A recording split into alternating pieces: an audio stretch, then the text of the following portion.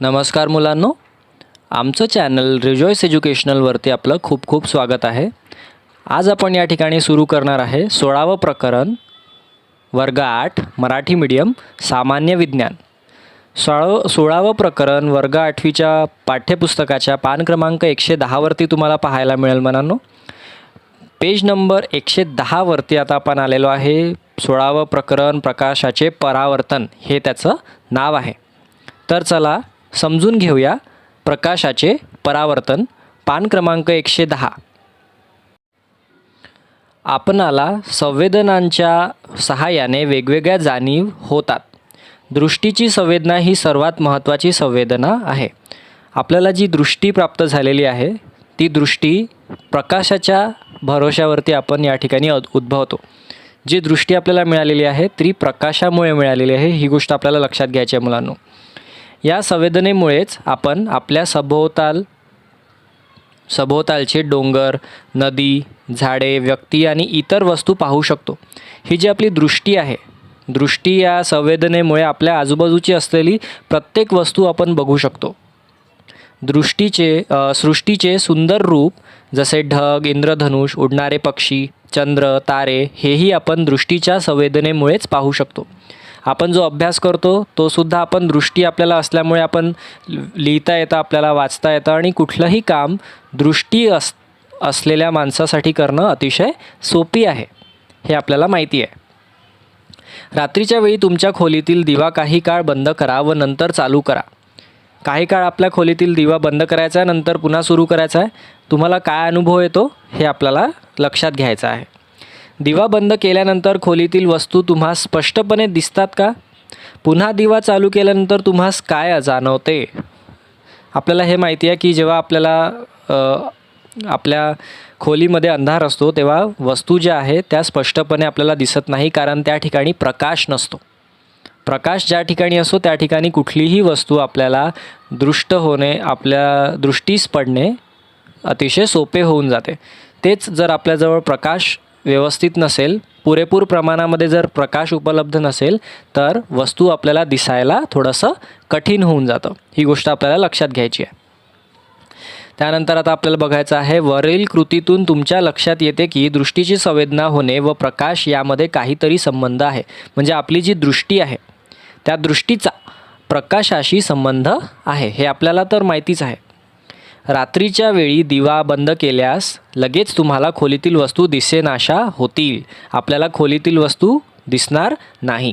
तर दिवा पुन्हा चालू केल्यास वस्तू पूर्ववत दिसतील. म्हणजेच वस्तूपासून येणारा प्रकाश जेव्हा आपल्या डोळ्यामध्ये प्रवेश करतो तेव्हा वस्तू आपणास दिसू लागते. हे विज्ञान आहे. सर्वात आधी जो खोलीतील दिवा असतो त्या दिव्यातून निघालेला प्रकाश सर्वात आधी त्या वस्तूवरती पडतो. त्या वस्तूवर पडलेला प्रकाश आपल्या डोळ्यात प्रवेश करतो. त्यानंतर आपल्याला कुठलीही वस्तू, फक्त खोलीतीलच नाही, या सृष्टीतली प्रत्येक वस्तू आपल्याला अशाच प्रकारे दिसत असते. सर्वात आधी कुठलाही प्रकाश एका त्या वस्तूवर पडतो. त्या वस्तूवरून तो परावर्तित होऊन, ज्याला आपण रिफ्लेक्ट होऊन म्हणतो किंवा रिफ्लेक्शन म्हणतो, तर रिफ्लेक्ट होऊन परावर्तित होऊन तो प्रकाश त्या प्रकाशांची जी किरण आहे त्या आपल्या डोळ्यामध्ये जाते आणि त्यानंतर आपल्याला कुठलीही वस्तू दिसायला लागते. डोळ्यांमध्ये प्रवेश करणारा प्रकाश हा त्या वस्तूने उत्सर्जित केलेला असेल किंवा त्या वस्तूपासून परावर्तित झालेला असेल. वस्तूपासून परावर्तित झालेला प्रकाश म्हणजे काय हे समजून घेण्यासाठी प्रकाशाचे परावर्तन समजून घेऊया. तर या ठिकाणी आपल्याला आता प्रकाशाचे परावर्तन नक्की काय आहे हे समजून घ्यायचे आहे. तर प्रकाशाचे परावर्तन, ज्याला आपण रिफ्लेक्शन ऑफ लाईटसुद्धा म्हणतो, कुठल्या एखाद्या गोष्टीचं आपल्याला रिफ्लेक्शन किंवा प्रतिबिंब जे आपण म्हणत असतो, तर ते परावर्तन नक्की काय आहे, ती काय प्रक्रिया आहे ते आपल्याला या ठिकाणी बघायचं आहे. एखाद्या पृष्ठभागावर प्रकाश किरणे पडली तर त्याची दिशा बदलते व ते परत फिरतात. यालाच प्रकाशाचे परावर्तन म्हणतात. म्हणजे प्रकाश जो आहे तो कुठल्याही एका वस्तूवरती सर्वात आधी पडत असतो. त्यानंतर ज्या वस्तूवर तो प्रकाश पडलेला आहे तिथून तो प्रकाश जो आहे तो आपली दिशा बदलवतो. तुम्हाला उदाहरण द्यायसाठी बघा, या ठिकाणी ही एक रेष म्हणजे वस्तू आहे. इकडल्या बाजूनी प्रकाश येतो आहे. हा प्रकाश या वस्तूवरती धडकला त्यानंतर या प्रकाशाची दिशा बदलत असते आणि तो वेगळ्या दिशेने प्रवास सुरू करतो. तर हे जे आता तुम्हाला या ठिकाणी आकृती मी काढून दाखवलेली आहे, यालाच आपण प्रकाशाचे परावर्तन असं म्हणतो. तर बघा, या ठिकाणी आपल्याला एक कृती करून पाहायला सांगितली आहे. विजेरी, आरसा, आरसा अडकविण्याचे स्टँड, काळा कागद, कंगवा, पांढरा कागद आणि ड्रॉइंग बोर्ड हे साहित्य आपल्याला त्या कृतीसाठी लागणार आहे. तर बघूया मुलांनो, कृती नक्की काय आहे. तर या ठिकाणी बघायचं आपल्याला, पांढरा कागद टेबलावर किंवा ड्रॉइंग बोर्डवर घट्ट बसवून घ्या. कंगव्याच्या मधील भाग सोडून इतर सर्व भाग काळ्या कागदाने झाकून घ्या, जेणेकरून प्रकाश हा त्या मोकळ्या भागातूनच जाऊ शकेल. कंगवा पांढऱ्या कागदावर लंबरूप पकडून विजेरीच्या सहाय्याने कंगव्याच्या उघड्या भागावर प्रकाश टाका. तर या ठिकाणी विजेरी म्हणजे मुलांनो बॅटरी, टॉर्च जो असतो त्याला आपण विजेरी म्हणत असतो. बॅटरी व कंगवा यांची योग्य मांडणी करून पांढऱ्या कागदावर प्रकाश किरण मिळवा. या प्रकाश किरणाच्या मार्गामध्ये आकृतीत दाखवल्याप्रमाणे आरसा ठेवा. तुम्हाला काय आढळते आणि आपल्याला हा कृती करून काय आढळलेलं आहे हे आपल्याला या ठिकाणी त्याचं जेही आपल्याला आपण निरीक्षण केलं आहे ते सांगायचं आहे. तर बघा, आपल्याला म्हटलेलं आहे, वरील कृतीत प्रकाश किरण आरशावर आदळल्यानंतर परावर्तित होतात व वेगळ्या दिशेने जातात. बघा, या ठिकाणी जे प्रकाश किरण आहे ते सर्वात आधी काय होतील, आरशावरती आदळतील. आरशावरती आदळल्यानंतर ते वेगळ्या दिशेने जातील. जे प्रकाश किरण कोणत्याही पृष्ठभागावर पडतात त्यांना आपाती किरण म्हणजे पृष्ठभागावर जे पडणारे सर्वात आधी पडणारे किरण असतात त्याला आपण आपाती किरण म्हणत असतो. त्याला इन्सिडंट रे असं सुद्धा म्हणतात. आपाती किरण पृष्ठभागावर ज्या बिंदूवर पडतात त्या बिंदूला आपतन बिंदू म्हणतात. ज्या बिंदूवरती ते किरण पडलेले आहेत त्याला आपण आपतन बिंदू असं म्हणत असतो.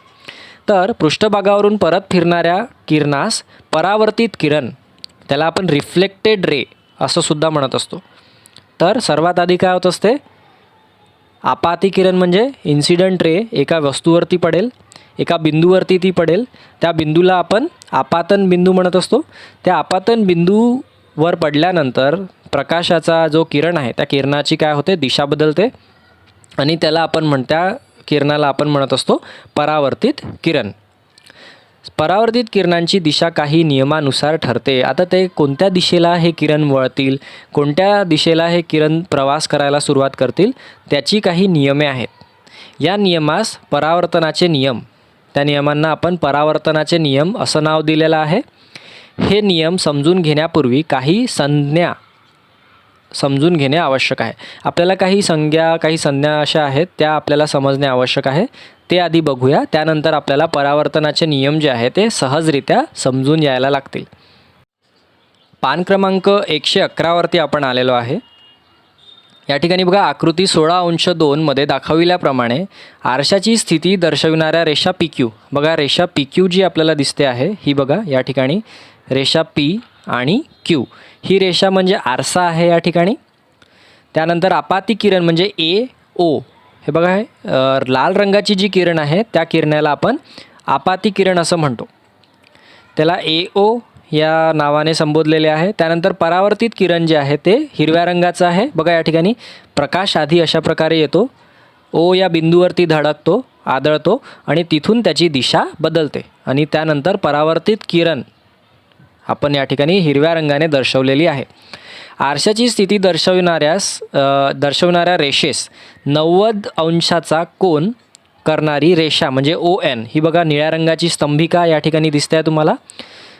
O येथे काढा, ह्या रेषेस स्तंभिका म्हणतात. ही स्तंभिका आहे.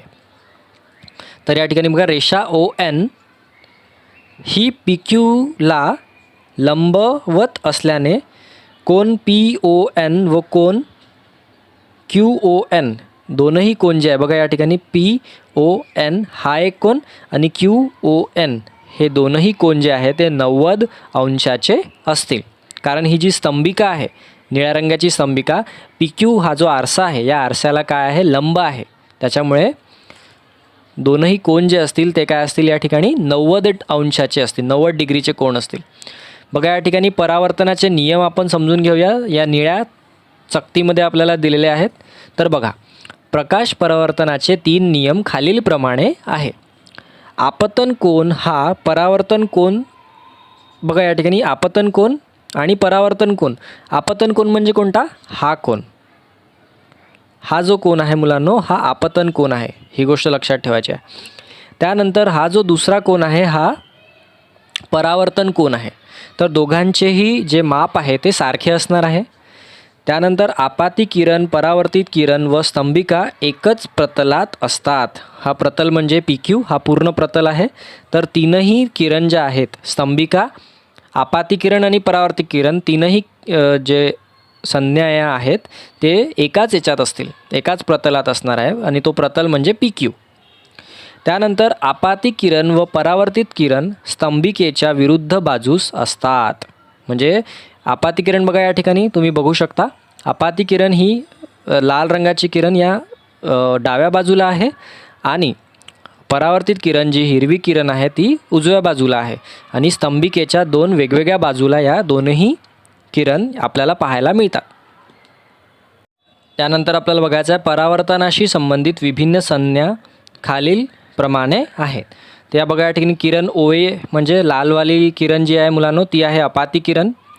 त्यानंतर बिंदू O म्हणजे आपात बिंदू, हा बघा या ठिकाणी बिंदू O म्हणजे आपात बिंदू आहे. त्यानंतर किरण OB म्हणजे परावर्तित किरण आहे, हिरव्या रंगाची किरण ही जी दिसते आहे.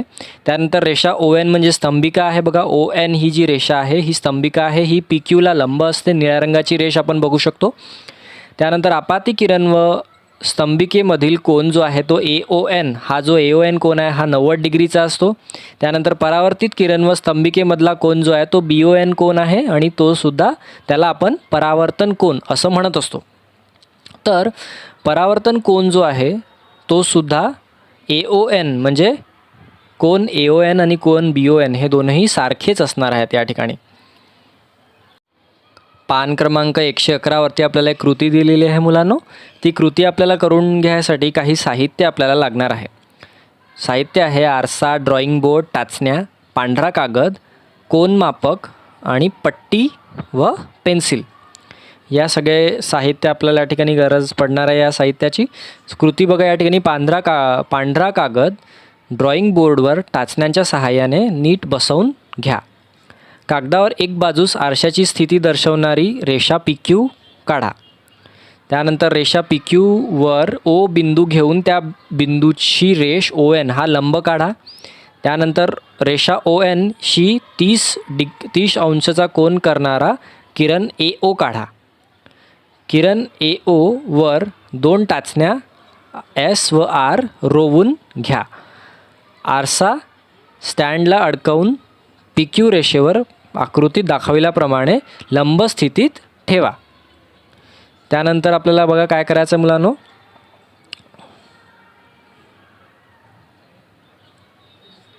तर बघा आरशात पाहून आरशामध्ये दिसणाऱ्या टाचण्यांच्या प्रतिमांच्या खालच्या टोकांच्या सरळ रेषेत T व U या टाचण्या रोवा. आरसा बाजूला काढा व बिंदू T व U जोडून ती रेषा O पर्यंत वाढवा. त्यानंतर कोन TON मोजा.